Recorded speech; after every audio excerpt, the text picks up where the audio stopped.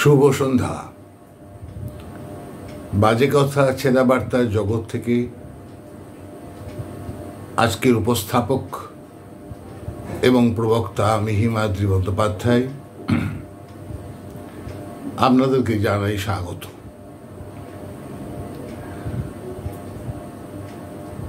বয়স হচ্ছে, শরীর একদম ঠিক নেই, গলা দিয়ে স্বর বেরোচ্ছে না, কোমরে দুর্দান্ত যন্ত্রণা। তার মধ্যেই আজকের বাজে কথা ছেঁড়া বার্তার এপিসোড। আজকে যে বিষয়ে আমরা কথাবার্তা বলবো ঠিক করেছি তা আপনাদের অনেকের পরিচিত, অজানা নয়। বিষয়টি হলো আশ্রম। আশ্রম বললেই আপনাদের মনের সামনে ভেসে ওঠে তপবন, যেখানে কিছু সন্ন্যাসী থাকেন, যারা সেখানে ঈশ্বর চর্চা করেন, ধর্ম চর্চা করেন, এমনকি প্রয়োজনে সমাজ সেবা করেন। উদাহরণ দিলে স্পষ্ট হয়, যেমন ভারত সেবাশ্রম সংঘ। এমনই আশ্রমের একটা ছবি আপনাদের সামনে ভেসে ওঠে। কিন্তু আমরা এখনই এই আশ্রমের বিষয়ে আসছি না, আমরা আশ্রমের আরেকটু আদি পর্বে যাচ্ছি। আদি পর্ব বলতে আমাদের দেশে হিন্দু সনাতন ধর্মে আদিকালে, পুরাকালে মানুষের জীবন জীবিকা অনুসারে তাদেরকে 4টি শ্রেণীতে ভাগ করা হতো। প্রত্যেক শ্রেণীকে আশ্রম বলা হতো, সমগ্র মিলে বলা হতো বর্ণাশ্রম। যদিও কথাটা বর্ণ আছে, কিন্তু এখানে কৃষ্ণবর্ণ শ্বেতবর্ণ নিয়ে বলা হচ্ছে না। এখানে বর্ণ বলতে জীবনধারা, জীবিকা ইত্যাদির ওপর একটি বিভাজন, শ্রেণী বিভাজন। এই বর্ণাশ্রম প্রথায় 4টি বর্ণ ছিল: ব্রাহ্মণ, ক্ষত্রিয়, বৈশ্য এবং শূদ্র। ব্রাহ্মণ বলতে যারা অধ্যয়ন করত, পড়াশুনো করত, ন্যায়শাস্ত্র, নীতিশাস্ত্র ইত্যাদি পড়াশুনো করত, তারা কোনো জীবিকা অর্জন করত না। তারা শুধুমাত্র অধ্যয়ন নিয়ে থাকত এবং তারা অন্যান্যদের একেবারে বিনা পয়সায়, বিনা অর্থের বিনিময়ে বিদ্যা দান করত, শিক্ষা দান করত। বিনিময়ে তারা গ্রামের মানুষরা যেটুকু আলুটা, কলাটা, মূলোটা তাদের দিতেন, তাই খেয়ে তাদের দিন চলত। এই ছিল ব্রাহ্মণদের সেই সময়কার জীবনধারা। ক্ষত্রিয় যারা শস্ত্রধারী, অর্থাৎ যারা অস্ত্র নিয়ে যুদ্ধ করে, এই শ্রেণী দেশকে রক্ষা করত বিদেশ অন্য শত্রুর হাত থেকে। তারা যে শিক্ষা গ্রহণ করতো না এমন নয়, ব্রাহ্মণরা তাদেরকেও শিক্ষা দিতেন। আমরা উদাহরণ হিসেবে পাই, চন্দ্রগুপ্ত মৌর্যের শিক্ষক ছিলেন ব্রাহ্মণ, চাণক্য বা কৌটিল্য। এছাড়া 3য় বর্ণ ছিল বৈশ্য, অর্থাৎ যারা বাণিজ্য করতেন, ব্যবসায়ী। তাদেরও বড় ভূমিকা ছিল। তারা প্রশাসনিক কাজ করতেন না, তারা ব্যবসা করতেন, বিদেশের সঙ্গে দেশজ পণ্যের বিনিময় করতেন, ব্যবসা করতেন। দেশের অর্থনীতি তাদের উপর নির্ভর করত। আর সর্বশেষ ছিল শূদ্র। এরা এই বর্ণাশ্রম প্রথার সবচেয়ে শেষে এদের নাম এলেও এদের ভূমিকা ছিল অত্যন্ত গুরুত্বপূর্ণ, কারণ এরা ছিল শ্রমিক, এরা শ্রম দিত। সাধারণত এরা অধ্যয়ন করত না ব্যতিক্রম ছাড়া, এবং এদের মেধা তত ক্ষুরধার ছিলও না। এরা শুধু শ্রম দিত, এদের শ্রমের ওপরই দেশ চলত।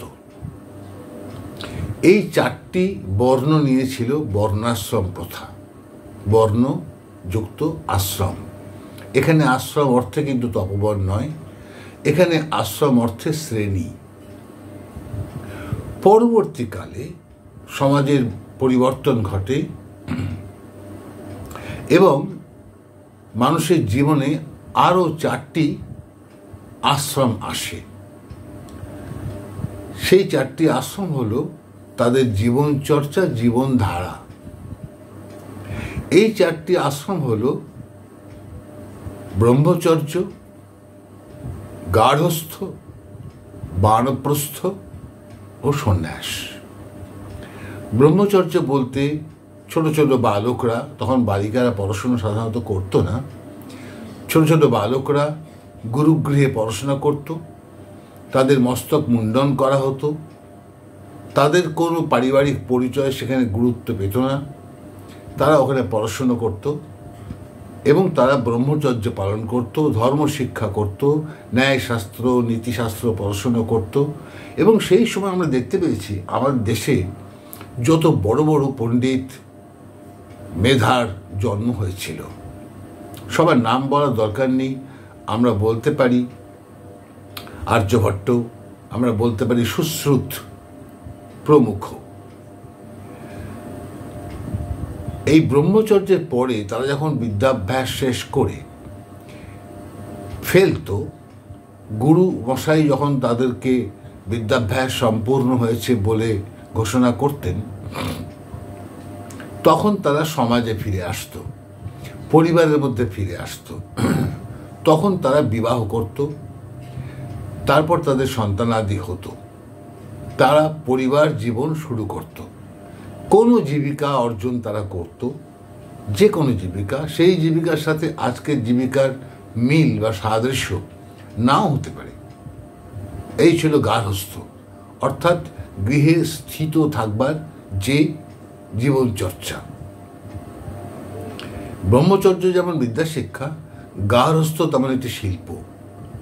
এটি যথেষ্ট, এই শিল্পটি অধিগত করতে হয়, তাহলে তো গৃহ অশান্তিতে পরিপূর্ণ হয়। তৃতীয় আশ্রমটি ছিল বানপ্রস্থ, অর্থাৎ যখন সন্তানাদি অধ্যয়ন শেষ করে, পড়াশোনা শেষ করে গৃহে ফিরত এবং তারা বিবাহ করত, তাদের পুত্র সন্তান, কন্যা সন্তান হতো, তাদের গৃহে তাদের পরিবার তৈরি হতো, তখন যে পিতামাতা তারা এই সংসার ত্যাগ করে চলে যেতেন। কোথায় চলে যেতেন? তারা বনে চলে যেতেন, তপবনে। কেন চলে যেতেন? চলে যাওয়ার কারণ হচ্ছে যে সংসার ছেড়ে তো একদিন তাদেরকে যেতে হবেই, মৃত্যু তাদেরকে একদিন তো ছিনিয়ে নিয়ে চলে যাবেই, যেতে নাহি দিব বললে তো হবে না, তবু যেতে দিতে হয়। তো এই যে একদম জীবন শেষকালে, জীবন সায়ান্নে এসে পরলোকে চলে যাওয়ার এক অমোঘ রীতি, সেই বিষয়টিকে চর্চা করার জন্য, সেই রীতিকে মেনে নিতে পারার জন্য এর আগের স্তরটি হচ্ছে বানপ্রস্থ, অর্থাৎ গৃহ পরিত্যাগ করে তপবনে যাও, সেখানে গিয়ে ধর্মাচরণ করো, ঈশ্বর সাধনা করো, সন্ন্যাসী হয়ে যাও এবং প্রয়োজন পড়লে সমাজে এসে সেবা করো। সেখানে পরিবারের পুত্র কন্যা গিয়ে মিলিত হতে পারত, কিন্তু সেটা সর্বসময় নয়, কখনো সখনো, ক্বচিৎ কদাচিৎ, সর্বসময় নয়। তারা ওখানে থাকতে থাকতে এমন চর্চা করতেন যাতে তারা সংসার ছেড়ে চলে যাবার এক সিদ্ধান্ত নিতে পারেন। চলে যাওয়ার সিদ্ধান্ত মানে চতুর্থ পর্যায়ে, অর্থাৎ সন্ন্যাস।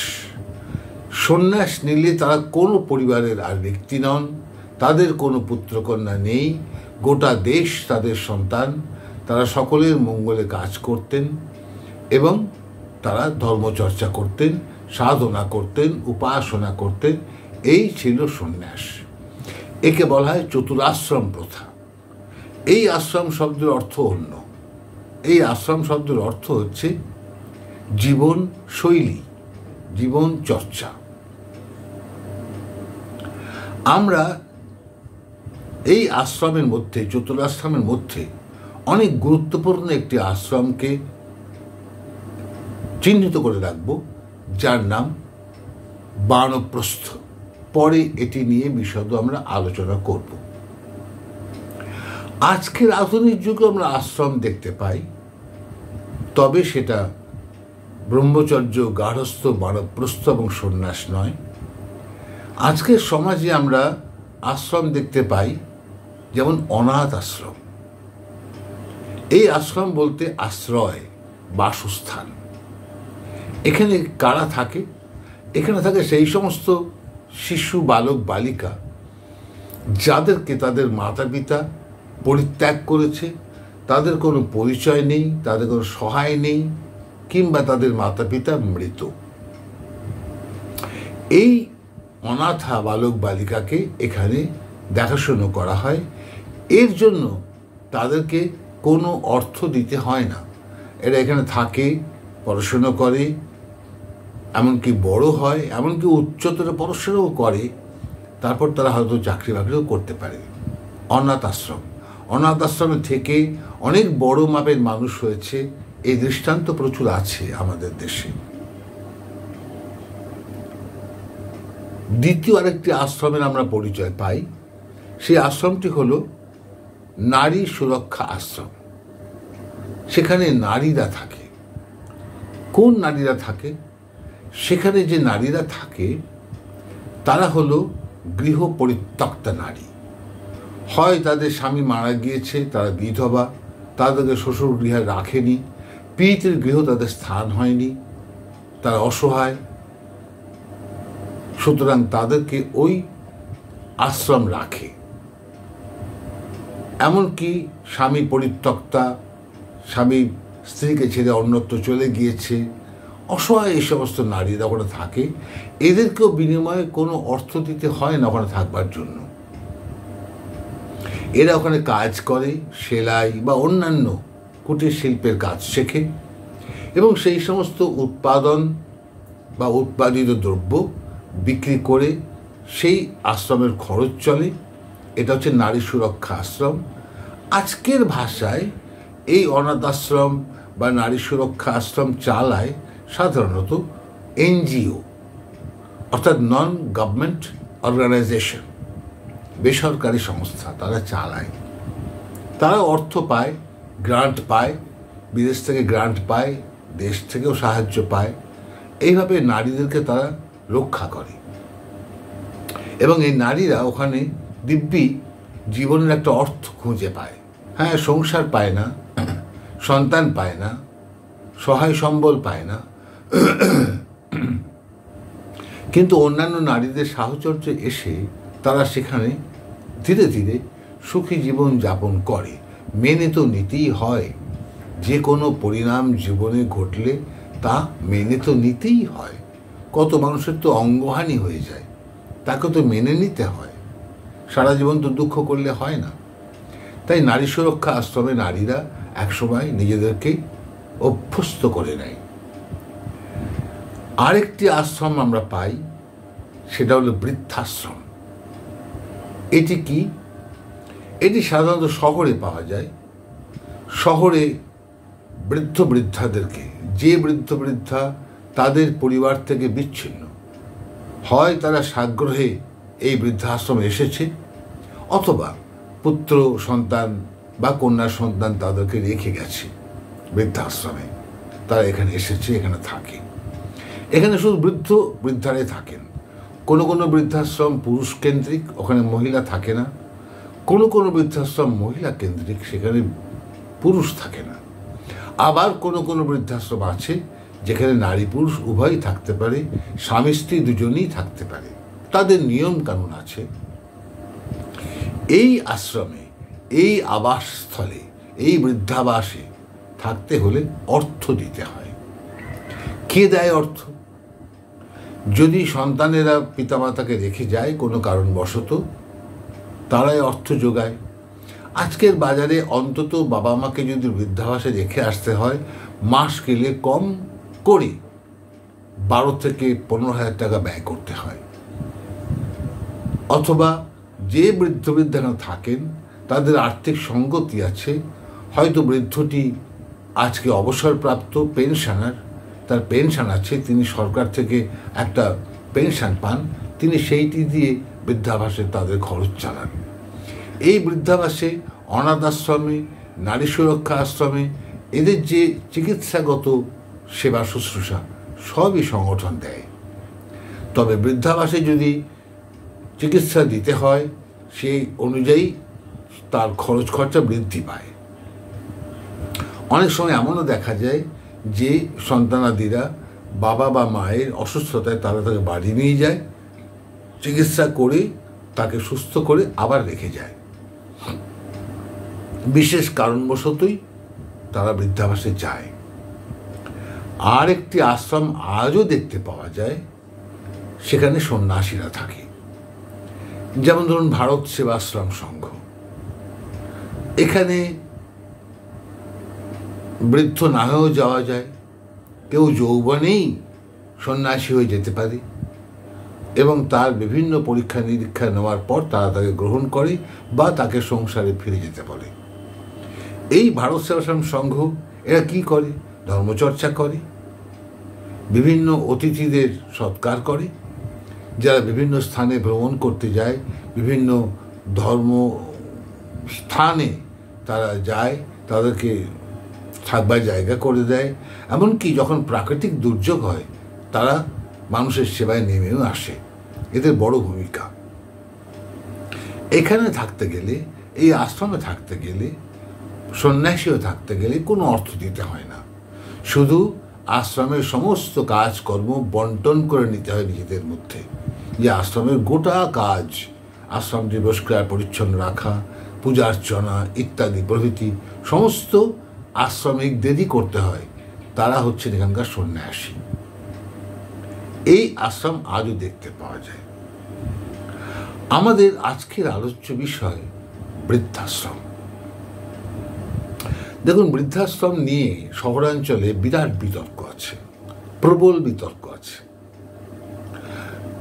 বিতর্ক বলতে কিরকম? প্রচলিত আছে যে মন্দ সন্তানেরা পিতামাতাকে তাদের সংসারে না রেখে, তাদের হয়ে তারা কোনো শ্রম দিতে পারবে না, সময় দিতে পারবে না, সেবা দিতে পারবে না, তাই তারা তাদেরকে তাদের অনিচ্ছায় বৃদ্ধাশ্রমে রেখে আসে এবং সেই বৃদ্ধ বৃদ্ধা সেখানে অশ্রুপাত করতে করতে দিন কাটায়। এরকম একটা কথা প্রচলিত আছে, যদিও এটি সর্বৈব সত্য নয়। এমনটি আছে, তবে কম। কেননা শোনা যায় যে গ্রামীণ লোকেরা কোনো বাবা মাকে তারা বৃদ্ধাবাসে রেখে আসে না, অথবা একথাও শোনা গিয়েছে যে মুসলিম সম্প্রদায়ের মানুষরা তাদের বাবা মাকে বৃদ্ধাবাসে রেখে আসে না। এ কেবল শহরের লোকই করে। শহরে যারা অত্যাধুনিক শিক্ষায় শিক্ষিত, যারা মূলত শিক্ষিত, পিতামাতার সেবা করতে জানে না, পিতামাতার ঋণ পরিশোধ করতে জানে না, পিতামাতা যে তাদের জন্য সর্বত্যাগ করে তাদের মানুষ করেছে, বড় করেছে, প্রতিষ্ঠিত করেছে, তার কোনো প্রতিদান না দিয়ে তারা বাবা এবং মাকে সংসার থেকে বিচ্ছিন্ন করে, পৌত্র পৌত্রী, দৌহিত্র দৌহিত্রী থেকে বিচ্ছিন্ন করে তারা তাদেরকে বৃদ্ধাবাসে রেখে আসে। একটা নিষ্ঠুরতা চলে এবং সেই সন্তান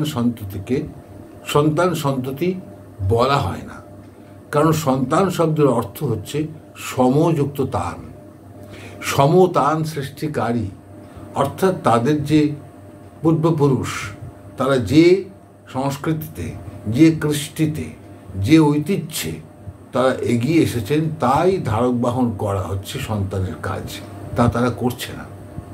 তারা বাবা মাকে দেখাশুনো করতে রাজি নয়, তারা তাকে বৃদ্ধাবাসে রেখে আসে, এমন কথা প্রচলিত আছে, কিন্তু এটি সত্য নয়।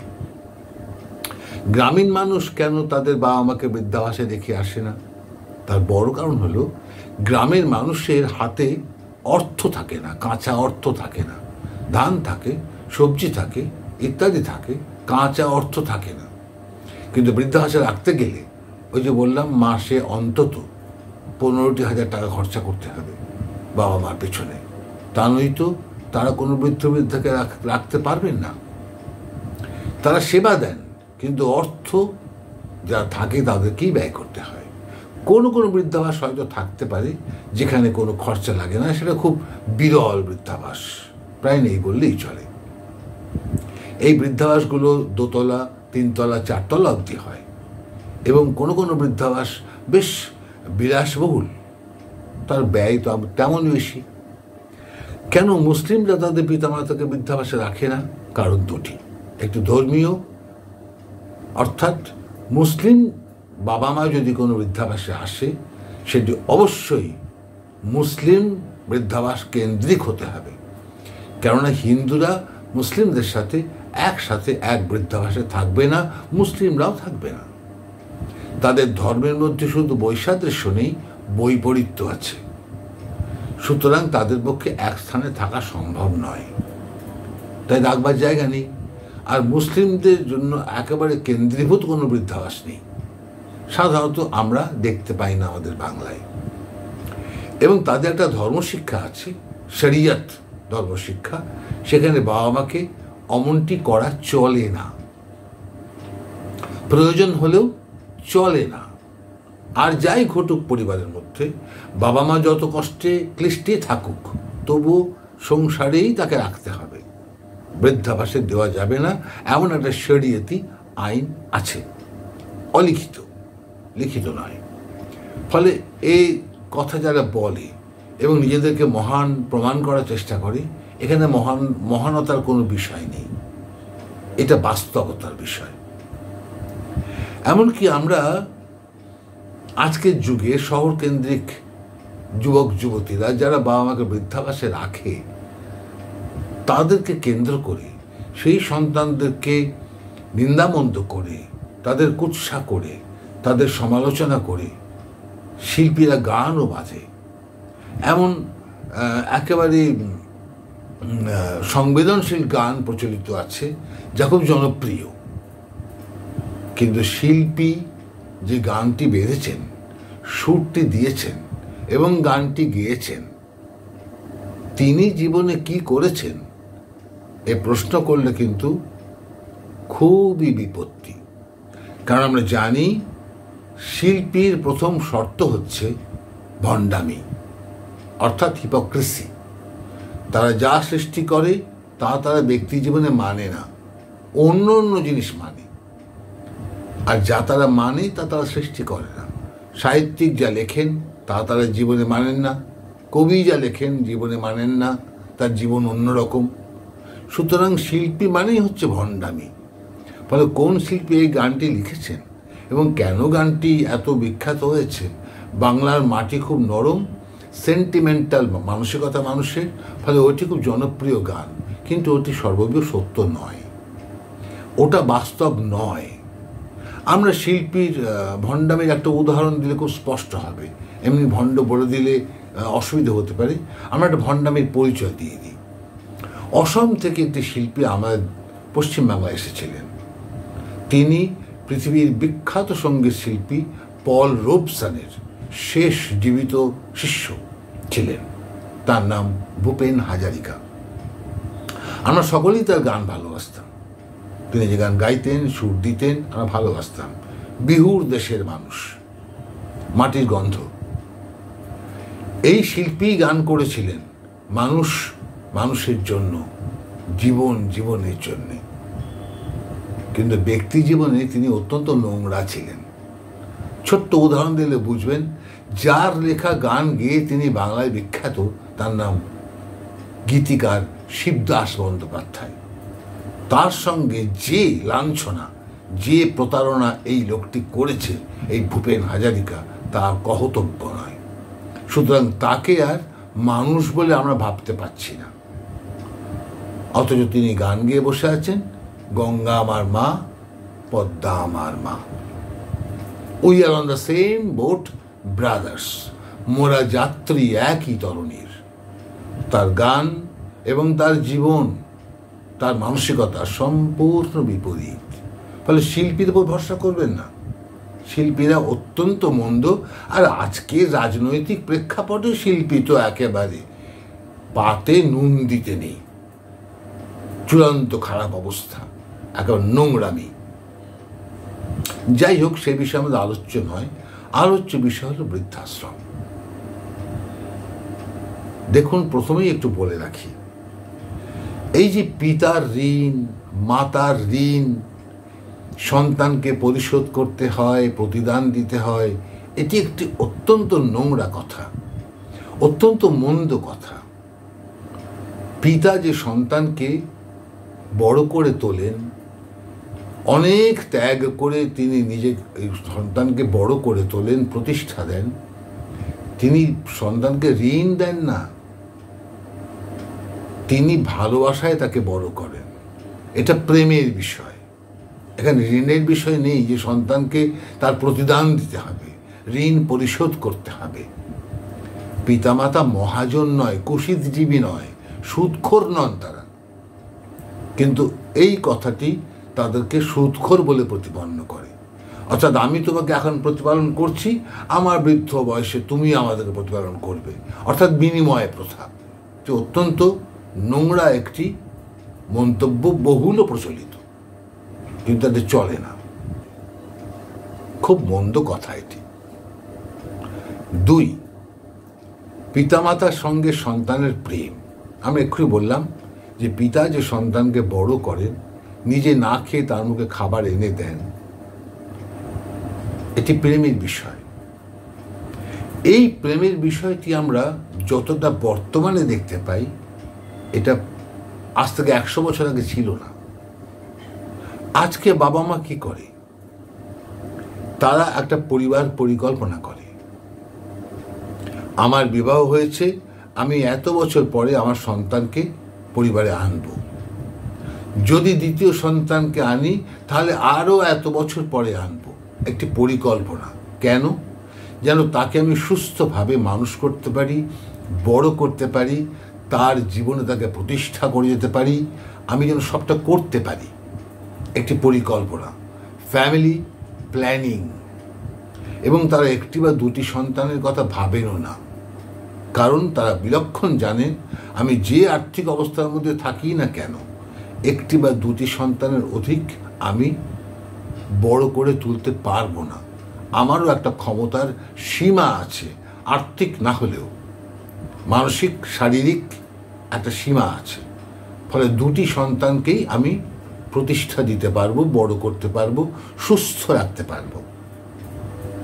100 বছর আগে এমনটা ছিল না। 100 বছর আগেই যখন সন্তান জন্মগ্রহণ করেছে, তা জাস্ট ফিজিওলজিক্যাল একটা ঘটনা। কোনো সন্তানের জন্য বাবা মার কোনো প্রার্থনা ছিল না। সন্তান জন্মাবার আগে তার নামকরণ করেননি তারা স্বপ্নে। সন্তান জন্মে গেছে, 7, 8, 9, 10, 11, 12 এত সন্তান যে পিতামাতার হয়, সে পিতামাতা কি সন্তানকে প্রেম দিতে পারেন? তার পক্ষে সম্ভব? সবকিছুর সীমা আছে, কিন্তু ওখানে সন্তান সংখ্যা ছিল অসীম। ফলে প্রেম সেখানে ছিল বলে মনে হয় না। যদি প্রেম থাকতো তাহলে প্রথম প্রেমটি থাকতো স্ত্রীর উপরে, আর তাহলে পরে সেই সময় স্ত্রীকে 11-12 বার কোনো প্রসূতি সদন বা ধাইমার সামনে অবতীর্ণ হতে দিতেন না বাবারা। 11-12 বার একটি মহিলার যদি সন্তান প্রসব হয়, তার শরীরের কি অবস্থা হয় তাদের বিলক্ষণ জানা উচিত ছিল। প্রেম সেকালে ছিল না। সন্তান উৎপাদন হয়, বিবাহ করলেই উৎপাদন হয়, প্রাণের ধর্ম উৎপাদন হয়েছে, কর্তব্যে সন্তান বড় হতো, তাদেরকে জড়িয়ে পিতামাতার কোনো স্বপ্ন ছিল না। তাদেরকে বড় করা, তাদেরকে প্রতিষ্ঠা দেওয়া, তাদেরকে নিয়ে স্বপ্ন দেখা ছিল না।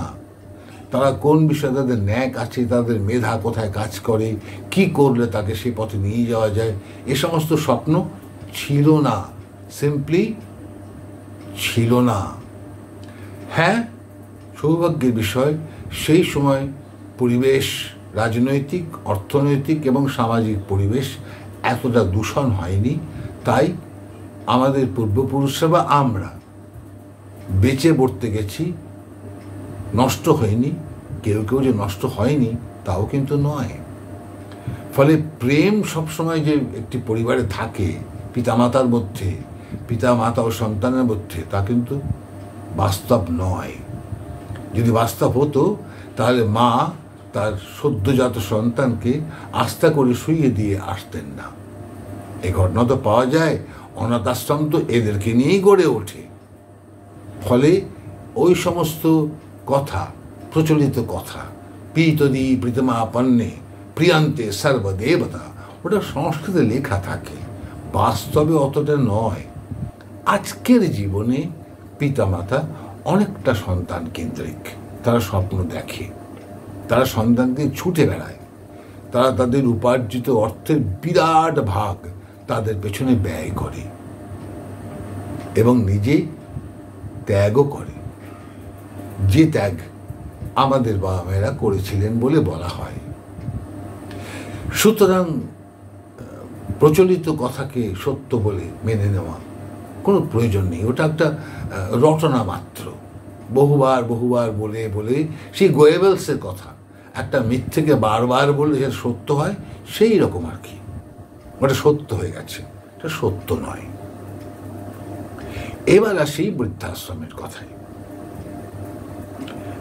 আমার মনে হয়েছে যে বৃদ্ধাশ্রম হলো ওই যে আমাদের চতুরাশ্রম প্রথা, যে চতুরাশ্রম প্রথার তৃতীয় পর্যায় হলো বানপ্রস্থ, ওইটি হলো বৃদ্ধাশ্রম। অর্থাৎ পিতামাতাকে একটা সময় সংসার ত্যাগ করে চলে যেতে হবে, অন্যথায় সংসার অশান্তিতে পরিপূর্ণ হবে। আমরা বর্তমানে পিতামাতাকে কি অবস্থায় দেখি একটি পরিবারে?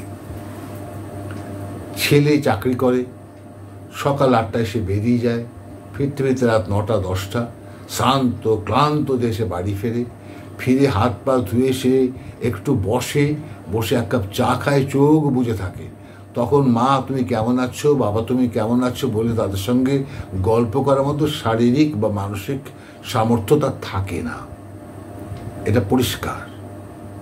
ফলে মা বাবা যে বৃদ্ধ বৃদ্ধা, তাদেরকে বারান্দার অন্ধকার কোণে একা একাই বসে থাকতে হয়। আর যতক্ষণ বাড়িতে তাদের সন্তান থাকে না, পুত্রবধূ থাকে, পৌত্র পৌত্রী থাকে, তখনও তারা কোনো সঙ্গ পান না। কেননা পুত্রবধূ তার সন্তানদেরকে নিয়ে ছুটে বেড়াচ্ছে, একবার এই শিক্ষক, একবার ওই শিক্ষক, একবার ওই শিক্ষক, ওই প্রশিক্ষক, ওই প্রশিক্ষক। কারণ তাদের মনে স্বপ্ন, কোন পথে আমার সন্তানকে নিয়ে গেলে সে প্রতিষ্ঠা পাবে। মা ছুটে বেড়ায়, তার দিবানিদ্রা নেই, তার নৈশ নিদ্রা সর্বসাকুল্যে 5 ঘন্টা, তার শরীরে মেদ লাগে না, সে শ্রম করে বেড়ায়। ফলে শ্বশুর শাশুড়িকে রান্না করে দেওয়া, তাদের খেতে দেওয়াটুকু ছাড়া তাদের সঙ্গে বসে খোশ গল্প করার মতন সময় তারও হয় না। এটি বাস্তব বুঝতে হবে, না বুঝলে চলবে না। 2 নম্বর, যে সমস্ত বাবা মায়ের ছেলেরা বিদেশে থাকে, চাকরি করে, বাবা মা তাদেরকে যে শিক্ষায় শিক্ষিত করেছে, হয়তো তারা এমটেক করেছে, ইঞ্জিনিয়ার হয়েছে, পশ্চিমবঙ্গে চাকরি নেই, তারা বাইরে থাকে, তাদেরকে পরিবার নিয়ে যেতে হয়, সেখানে থাকবার জন্য কোয়ার্টার্স পাওয়া যায়, থাকবার জায়গা পাওয়া যায়, ঘর ভাড়া পাওয়া যায়, নিয়ে যেতে হয়। বাবা মাকে নিয়ে যাওয়া সম্ভব নয়, এই বাড়ি পড়ে রয়েছে, বাবা মায়ের বাড়ি ছেড়ে যেতে রাজি নয়। ফলে বৃদ্ধ বৃদ্ধাকে রেখে তাদেরকে চলে যেতে হয় দেশের অন্য রাজ্যে বা বিদেশে পর্যন্ত। এই যে বাড়িতে বৃদ্ধ বৃদ্ধা রয়ে গেলেন, এও তো এক বিপন্ন অবস্থা। বৃদ্ধ বৃদ্ধা অসুস্থ হলে ছেলে ছুটে আসতে পারবে না, পুত্রবধূ ছুটে আসতে পারবে না, তারা সুদূর অন্য রাজ্যে পড়ে আছে, পশ্চিমবঙ্গ থেকে হয়তো দূরে তারা তামিলনাড়ুতে আছে। ফলে সেই বৃদ্ধ বৃদ্ধারা কিন্তু অসহায়, এবং এই বৃদ্ধ বৃদ্ধাদের উপর নানা রকম সমাজ বিরোধীদের দৌরাত্ম ঘটে, এ নিয়ে বহু সমস্যা আমাদের শহরে ঘটে। প্রশাসন বারবার সাবধান করে, এই বৃদ্ধ বৃদ্ধাকে কি বাড়িতে রেখে দেওয়া নিরাপত্তার কারণ? আরো একটা শ্রেণী আছে যেখানে এই বৃদ্ধ বৃদ্ধার সাথে সর্বক্ষণ পুত্রবধূ এবং পুত্রের খটাখটি লাগে। দুটি আলাদা প্রজন্ম, জেনারেশন গ্যাপ যাকে বলে, এই মতের সঙ্গে সেই মত মেলে না। বৃদ্ধ বৃদ্ধা চান তাদের ছেলেকে এবং ছেলের বউকে তাদের যুগে ফিরিয়ে নিয়ে যেতে, তাদের মতো করে বাঁচতে। আর এরা আজকের যুগের এদের হাঁটার পথ অন্য, ফলে এক সংঘাত সবসময় বেঁধে থাকে। যখন পুত্র অফিস থেকে বাড়ি ফেরে তখন হয় তার মা অথবা তার স্ত্রী একে অপরের নামে নিন্দামন্দ করেন। এই ছেলেটি সহ্য করতে করতে এক সময় তার সহ্যের বাঁধন ভেঙে যায়, তখন তারা গৃহ থেকে সরে যায়, অন্তত স্বস্তির জন্য, শান্তির জন্য ফ্ল্যাট কিনে চলে যায় অন্যত্র। কারণ বাবা মায়ের সঙ্গে থাকা দোষ কার তারা ভাববার চেষ্টা করে না। তারা মনে করে আমার স্ত্রীকে এবং আমার বাবা মাকে পৃথক করে দিলে হয়তো শান্তি আসবে। আসেও, হয়তো আসেও। জোর করে রাখলে কিন্তু অনেক সমস্যা হতে পারে। আজকের আইনপত্র একদম ভালো নয়। স্ত্রীদের পক্ষে যে আইন আছে তাতে ছেলের অনেক বিপদ হতে পারে, ফলে ছেলেকে অনেক কথা মেনে নিতে হয়। বৃদ্ধ বাবা মা কখনোই পরিবার সম্পর্কে মন্তব্য না করে বসে থাকতে পারে না, যে ওদের পরিবার, ওদের সন্তান ওদের মতন করে বড় করুক, আমরা ওখানে কোনো হস্তক্ষেপ করব না। আমরা বৃদ্ধ বৃদ্ধা, আমাদের দিন শেষ, আমরা চুপচাপ বুড়ো বুড়ি মিলে ধর্মাচরণ করি এবং তারপর খাওয়া দাওয়া করে আমরা নিদ্রা দিই। এটা তারা পারবেন না, কখনো কদাপি পারবেন না। শাশুড়ি তার রান্নাঘর ছাড়বেন না, আঁচল থেকে চাবি ছাড়বে না, বাবা কখনোই বাজার করা ছেলেকে ছেড়ে দেবেন না, কেউ তার দপ্তরটি অন্যের হাতে ছাড়বেন না। এটি সংঘর্ষ বেঁধেই থাকে।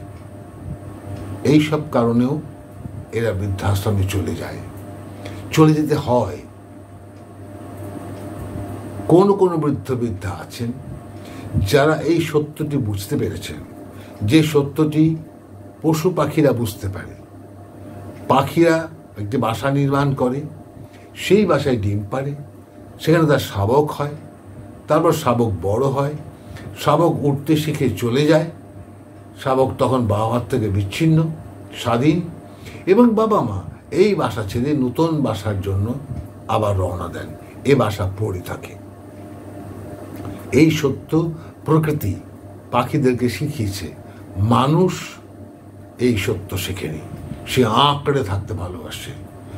বয়স হলে ষড়রিপুকে ছাড়তে হয়, আর সবচেয়ে বড় কথা মায়াকে ছাড়তে হয়, মোহকে ছাড়তে হয়। এ ছাড়তে না পারলে তাদের সমূহ বিপদ, সংসারের বিপদ, পরিবারের বিপদ। যে পরিবারে এই অশান্তি নেই, আজকে নেই, কালকে হবে না এমন কোনো মানে নেই, কালই ঘটতে পারে। ফলে যারা বিচক্ষণ বৃদ্ধ বৃদ্ধা, তাদের যদি আর্থিক সংস্থান থাকে, তারা মঙ্গলে মঙ্গলে হাসি মুখে পরিবার ছেড়ে বৃদ্ধাশ্রমের সাগ্রহে চলে যাওয়া ভালো, যেখানে তার সন্তান গিয়ে তার পৌত্র পৌত্রীকে দেখিয়ে নিয়ে আসবে সপ্তাহে একবার। আর যদি তারা আদৌ না যায়, তাহলে বৃদ্ধ বৃদ্ধাকে ভেবে নিতে হবে আমাদের প্রয়োজন ফুরোতেই পারে। সবটাই বাস্তব। জোর করে প্রেম আদায় করা যায় না। প্রেম জোর বা শর্তের বিষয় নয়, প্রেম বিনিময়ের বিষয় নয়, প্রেম কোনো ব্যবসায়িক মাধ্যম নয়। সন্তান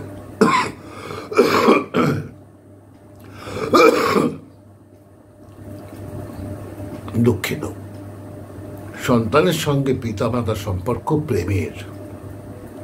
সেখানে কোনো খাত থাকলেই সাংসারিক অশান্তি।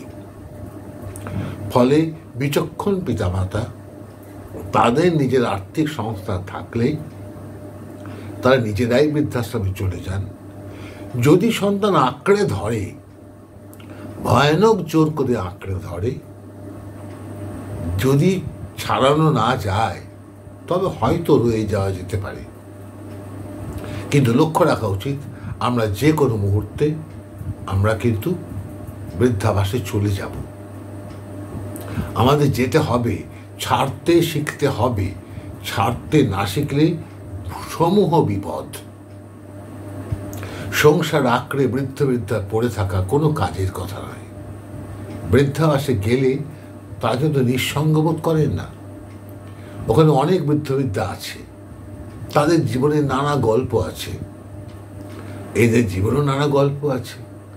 ওখানে গল্প বিনিময় হয়, সমবয়স্কদের মধ্যে মিলন হয়। তারা ওখানে একদিন, 1 মাস, 2 মাস, 3 মাস, তারপর তারা আনন্দে থাকতে পারবেন। বাড়িতে তারা যে নিঃসঙ্গতা অনুভব করেন তা থেকে তারা মুক্তি পাবেন। বৃদ্ধাবাস তাদের পক্ষে ভালো, বরণীয়। আমার মনে হয়েছে না, এখানে কোনো জোর জবরদস্তি করলে কিন্তু বৃদ্ধাবাসের উদ্দেশ্য ব্যর্থ হয়ে যাবে। বৃদ্ধাবাস পরিবারের মঙ্গলের জন্য। সাগরে বৃদ্ধা চলে যাবেন। পুত্র কন্যাকে বা পুত্রবধূকে অশ্রু জলে ভাসিয়ে চলে যাবে। যেভাবে মেয়ে বিবাহের সময় মাকে অশ্রু জলে ভাসিয়ে চলে যায়, যেতে হয়, সামাজিক নিয়ম। এটা স্পষ্ট করে বুঝতে হবে। যারা বৃদ্ধাবাস নিয়ে, বৃদ্ধাশ্রম নিয়ে নিন্দা বন্ধ করেন, একটু ঠান্ডা মাথায় ভেবে দেখবেন। হয়তো আমার এই কথার উপর আপনাদের খুবই ক্ষোভ উপস্থিত হচ্ছে। একটু ঠান্ডা মাথায় ভেবে দেখবেন যে বৃদ্ধাশ্রম কিন্তু এক পক্ষে ভালো। আমাদের সেই বানপ্রস্থ, যে বানপ্রস্থ আমরা ভুলে গেছি, যে ব্রহ্মচর্য, গার্হস্থ, বানপ্রস্থ, সন্ন্যাস, চতুরাশ্রম আমরা ভুলে গেছি। আমরা নতুন নিয়ম আবার চালু করেছি। সংসারকে আঁকড়ে পড়ে থাকতে হবে, ছাড়বো না। ছাড়তে তো হবেই, ছাড়তে শিখতে হয়। অন্তত পশু পাখির থেকেও তো ছাড়তে শেখা উচিত। আমার এই কথা মনে হয় না। আমাকে বৃদ্ধাবাসে যেতে হয়নি, আমাকে বৃদ্ধাবাসে গ্রহণ করবেও না। কেননা আমি অসুস্থ এবং আমি অন্ধ। এমন বৃদ্ধকে ওরা গ্রহণ করে না, ওরা সুস্থ দেহীকে গ্রহণ করে। ওখানে গিয়ে অসুস্থ হলে চিকিৎসা হয়, কিন্তু আমি অন্ধ। আর আমার সন্তান, আমার তো একটি সন্তান, কন্যা সন্তান, সে আমাকে ছাড়তে রাজি নয়, কোনো মূল্যে নয়। আমাকে এবং আমার স্ত্রীকে ছাড়তে রাজি নয়, কোনো মূল্যে নয়। আজকে শুভরাত্রি জানাবো।